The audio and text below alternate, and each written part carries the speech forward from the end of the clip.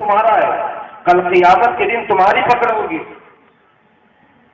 اللہ کی بارگاہ میں تم کو جواب دینا ہے۔ تم اپنے اولاد کو اپنے ہاتھوں سے گلا گھونٹ رہے ہو، اپنے بچے کا جیون اپنے ہاتھ سے برباد کر رہے ہو تم۔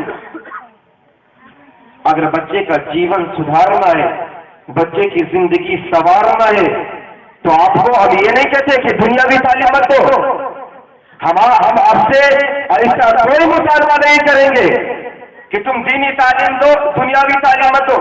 ارے اپنے بچے کو چاہے تم کون سی بھی تعلیم دو، ڈاکٹر بناؤ، انجینئر بناؤ، پروفیسر بناؤ، جو چاہو بناؤ، لیکن پہلے رسول اللہ کا غلام بناؤ۔ دنیا کی بھی ضروری ہے، دینی بھی ضروری ہے۔ میرے دوست تمہارا دیکھو، یہ قرآن ہے نا، اللہ کے رسول صلی اللہ علیہ وسلم ارشاد فرماتے ہیں خیرکم من تعلم القرآن وعلمہ، تم میں بہتر انسان وہ ہے جو قرآن سیکھے اور قرآن سکھائے۔ تو قرآن کے فضائل میں سے، قرآن کے بہت سارے فضائل ہیں، بہت سارے قرآن کے فضائل ہیں، ان فضائل میں سے ایک فضیلت قرآن کی یہ بھی ہے کہ قرآن جہاں جہاں پڑھا جاتا ہے، قرآن سب کے لیے کشادہ ہو جاتا ہے۔ قرآن جہاں جہاں پڑھا جاتا ہے، تمام کے لیے قرآن کشادہ ہو جاتا ہے۔ خواجہ غریب النواز رضی اللہ تعالی عنہ کے مرید خاص حضور خواجہ قطب الدین بختیار کاکی، جب آپ کے بسم اللہ خانے کا ٹائم آیا، بسم اللہ خانے کا وقت آیا، تو آپ کو بلایا گیا۔ استاد نے بچے کو کہا، بچے اب بسم اللہ اعوذ باللہ پڑھ۔ حضور خواجہ قطب الدین بختیار کاکی نے اعوذ باللہ من الشیطان الرجیم بسم اللہ الرحمن الرحیم پڑھ دیا۔ استاد بولتے ہیں بچے الحمدللہ رب العالمین پڑھ، بچے نے الحمدللہ رب العالمین پڑھ دیا۔ استاد نے کہا پڑھ الرحمن الرحیم، بچے نے وہ بھی پڑھ دیا۔ اب استاد خاموش ہو جاتے ہیں، بچہ پڑھتا چلا جا رہا ہے، اور تقریباً کم و بیش حضور خواجہ قطب الدین بختیار کاکی نے 14 سپارے حفظ سنا دیے۔ 4 سال کی ابھی عمر ہے، اور حضور خواجہ قطب الدین بختیار کاکی نے 14 پارے حفظ سنا رہے ہیں۔ حضرات اس محفل میں، اس اجتماع میں حضرت خواجہ غریب النواز بھی موجود تھے۔ بچے سے پوچھا گیا، اے بچے ذرا یہ بتا دے، تیری عمر ابھی بہت تھوڑی ہے، تو ابھی حفظ کرنے کے قابل نہیں ہوا ہے، ایسی کم مدت میں، اتنے قلیل عرصے میں تو نے یہ 14 پارے کیسے حفظ کر لیے ہیں؟ تجھ کو یہ 14 پارے کیسے یاد ہو گئے ہیں؟ تو اس وقت حضور خواجہ قطب الدین بختیار کاکی نے فرمایا تھا، حضور جو پارے مجھ کو یہ یاد ہو گئے ہیں، ان پاروں کے یاد ہونے کی وجہ یہ ہے کہ میری ماں حافظہ تھی، اتنے پاروں کی میری ماں حافظہ تھی، اور جب میری ماں دودھ پلاتی تھی مجھ کو، تو حضور میری ماں قرآن پاک کے ان سپاروں کی حافظہ تھی، اور تلاوت کرتی تھی تب دودھ پلاتی تھی۔ حضور میری ماں وہ پڑھا کرتی تھی، اور ماں کے پیٹ میں اس کو یاد کر لیا کرتا تھا۔ میں بتانا یہ چاہتا ہوں کہ اگر آج بھی کوئی ماں، اگر آج بھی کوئی بہن اگر اپنے بچے کو دودھ پلا دے گا، قرآن کی آیت پڑھ کر کے سنایا کرے گی۔ اگر اپنے بچوں کو دودھ پلائے تو نعت رسول پڑھ کر کے پلائے، تو میرا ایمان کہتا ہے کہ اگر سے بچہ خواجہ قطب الدین نہیں بنے گا، لیکن قطب الدین کا غلام ضرور بن جائے گا۔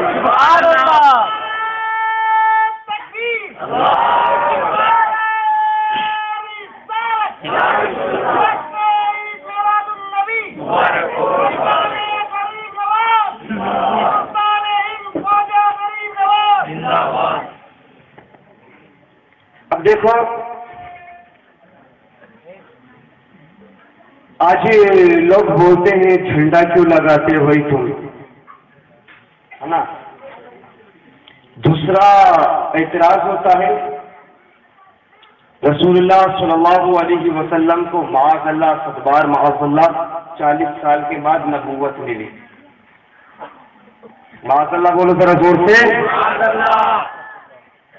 हमारे नबी उस वक्त भी नबी थे जब आदम अलैहिस्सलाम आग और मिट्टी की मंजिल तय कर रहे थे। कुंतु नबिय्युन व आदमु बैनल माई वत्तीन। मेरे नबी की उम्र को अगर तुम हिसाब लगाना चाहते हो तो मैं बोल रहा हूं, किसी के बाप के कान में लगी लाउड स्पीकर में बोल रहा हूं, अगर मोबाइल में कैलकुलेटर है तो नबी की उम्र का हिसाब लगाओ कि मेरे रसूल की उम्र कितनी है। आओ हजरत जिब्राइल अलैहिस्सलाम से एक मर्तबा मेरे आका ने पूछा था, अरे जिब्राइल जरा बताओ तुम्हारी उम्र कितनी है। हजरत जिब्राइल अलैहिस्सलाम अल्लाह के रसूल की बारगाह में अर्ज गुजार होने लगते हैं, या रसूल अल्लाह सल्लल्लाहु अलैहि वसल्लम, आका मेरी उम्र कितनी है, मुझको कुछ नहीं मालूम है। या रसूल अल्लाह मेरी उम्र कितनी है, मुझको कुछ नहीं मालूम है, लेकिन ए आका बस मैं इतना जानता हूं कि चौथे हिसाब में अर्श के नीचे एक सितारा एक मर्तबा दिखता था तो 70,000 साल तक नहीं दिखता था। और ए आका वो सितारा जो 70,000 साल के बाद दिखता था, ए आका उसको मैंने 70,000 मर्तबा देखा है। हजरत जिब्राइल अलैहिस्सलाम क्या फरमाते हैं, आका एक सितारा 70 साल के बाद चमकता, 70,000 साल के बाद चमकता था। ए आका मैंने उसको 72,000 मर्तबा देखा है। जब मेरे आका ने हजरत जिब्राइल अलैहिस्सलाम का ये कौल सुना, आका इरशाद फरमाते हैं, वो इज्जती रब्बी अला ज़ालिकल कवाकिब, ऐ जिब्राइल सोचते हिसाब में जो सितारा चमकता था मुझको मेरे रब की कसम, ऐ जिब्राइल वो जो सितारा चमकता था कोई और नहीं था, वो तेरे नबी का नूर था।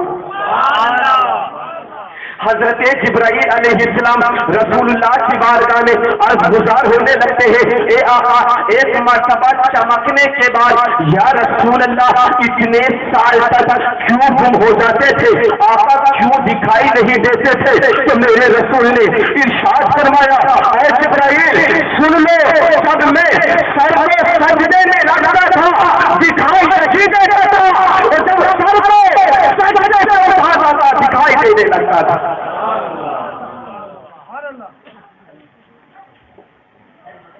झंडे क्यों लगाते हैं? ये हमारा और तुम्हारा आज का नया तरीका नहीं है झंडे लगाना, नया तरीका नहीं है ये झंडे लगाना। अल्लाह की जानिब से हजरत जिब्राइल अलैहिस्सलाम झंडा लगाए थे। उलमा स्टेज मौजूद है, ये बड़े जिम्मेदार उलमा है। अगर जर्रा में उल्टा पुल्टा बोलूंगा दामन पकड़ के खींच लेंगे, मौलाना बैठ जाओ। जिम्मेदारी से बोल रहा हूं, हजरत जिब्राइल अलैहिस्सलाम 2 झंडे लाए थे एक रिवायत के मुताबिक, और वो झंडा एक झंडा मशरिक में लगाया था हजरत जिब्राइल अलैहिस्सलाम ने, और एक झंडा मगरिब में लगाया था हजरत जिब्राइल अलैहिस्सलाम ने। जहां पर दुनिया शुरू हो गई है वहां एक झंडा हजरत जिब्राइल अलैहिस्सलाम ने लगाया, और जहां दुनिया खत्म हो गई है वहां पर एक झंडा हजरत जिब्राइल अलैहिस्सलाम ने लगाया था।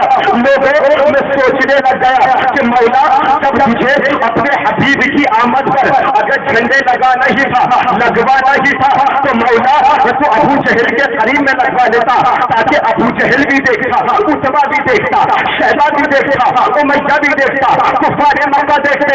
लेकिन ऐ मौला तूने मशरिक में झंडा क्यों लगवाया है, तूने मगरिब में झंडा क्यों लगवाया है? तो रब की रहमतों ने जवाब दिया, सुन लो, जहां तक जितना झंडा होता है वहां तक उसकी हुकूमत होती है। दुनिया को बताना ये मकसूद था झंडे लगा करके कि ये रसूल वो रसूल आ रहा है जिसकी हुकूमत पूरब में भी रहेगी और जिसकी हुकूमत पश्चिम में भी रहेगी।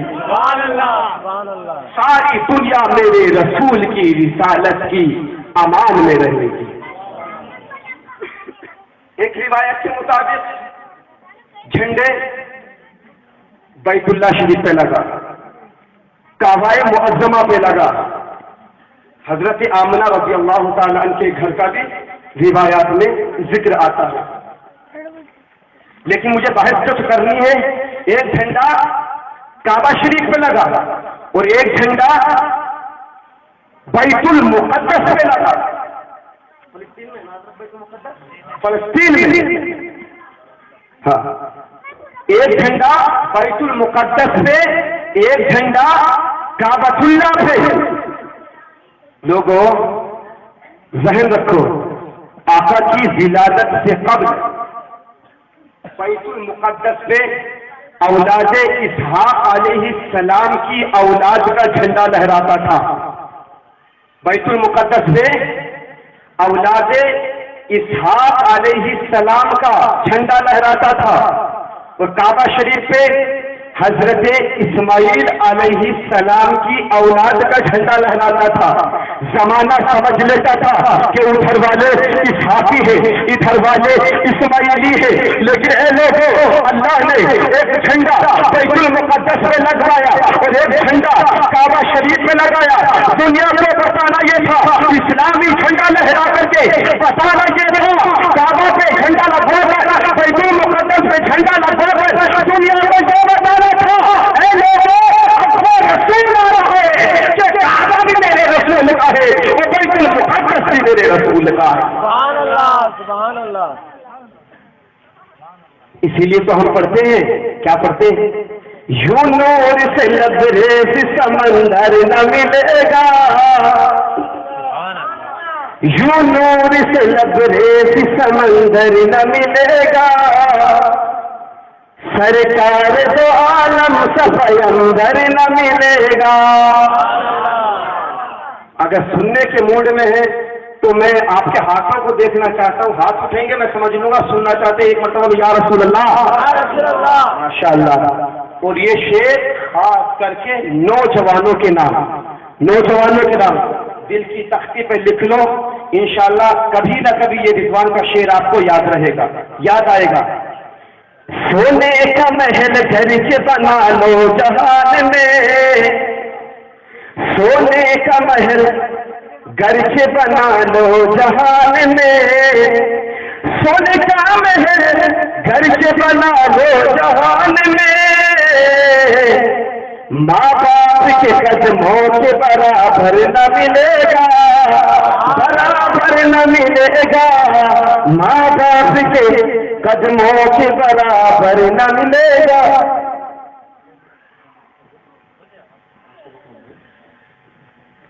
حضرات تو دیکھو جھنڈا لگا اور آقا کریم صلی اللہ علیہ وسلم کو نبوت معاذ اللہ 40 سال کے بعد نہیں ملی، 40 سال کے بعد ہمارے نبی نے نبوت کا اعلان فرمایا ہے، اعلان فرمایا ہے ہمارے آقا نے نبوت کا۔ اور آقا نبی اس وقت کے، اس وقت کے جب یہ کچھ بھی نہ تھا، جب یہ کب بھی نہ تھا، جب بھی نہ تھا، وقت بھی نہ تھا، کچھ بھی نہ تھا، میرے آقا اس وقت بھی نبی تھے۔ لیکن لوگوں آج عید میلاد النبی سے انکار کیا جاتا ہے نا، عید میلاد النبی نہ مناؤ، یہ نہ مناؤ، لیکن مجھے بتاؤ، انصاف سے بتاؤ،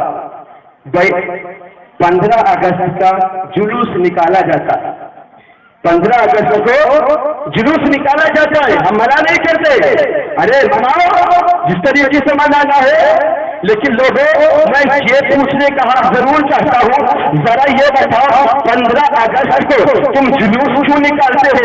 تو لوگوں نے کہا 15 اگست کو ہندوستان انگریزوں کے ناپاک پنجوں سے آزاد ہوا ہے، اس لیے اس آزادی کی خوشی میں ہم چاہے جلوس نکالتے ہیں۔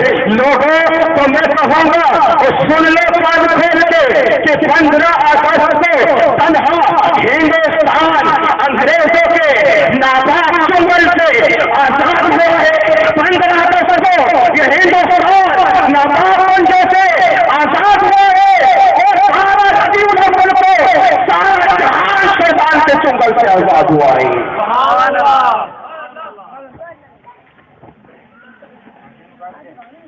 اس لیے تو میں پھر کہوں گا، کیا کہوں گا؟ سرکار دو عالم سا پیغمبر نہ ملے گا، پیغمبر نہ ملے گا، سونے کا محل گھر سے بنا لو جہان میں، بنا لو جہان میں، سونے کا محل گھر سے بنا لو جہان میں، ماں باپ کے قدموں کے برابر نہ ملے گا، برابر نہ ملے گا۔ اپنے بچوں کو مدرسے میں بھیجو اور زیادہ سے زیادہ عید میلاد النبی میں شرکت کرو، گھروں کو سجاؤ، جھنڈی لگاؤ، جھنڈے لگاؤ۔ قرآن کے مطابق ہے یہ خوشی کرنا، احادیث کے مطابق ہے یہ خوشی کرنا، اور رب تعالیٰ نے بھی اپنے محبوب کی آمد کی خوشی منائی ہے۔ یہ کوئی کفر نہیں، شرک نہیں، بدعت نہیں، کچھ نہیں ہے، ثواب کا کام ہے۔ زیادہ سے زیادہ خوشیاں مناؤ، اور اگر کوئی کچھ اعتراض بھی کرے تو ہمارا علماء کرام کا اسٹیج ہے، ان سے آپ رابطہ کرو۔ اللہ سے دعا ہے میرے کہنے میں، آپ کے سننے سمجھنے میں جو غلطیاں ہوں اللہ معاف فرمائے۔ استغفر اللہ ربی من کل ذنب و خطیئۃ و اتوب الیہ۔ پھول کی سیر چمن، پھول چنے شاد رہے، باغ ہوا جاتا ہوں میں، گلشن تیرا آباد رہے۔ السلام علیکم۔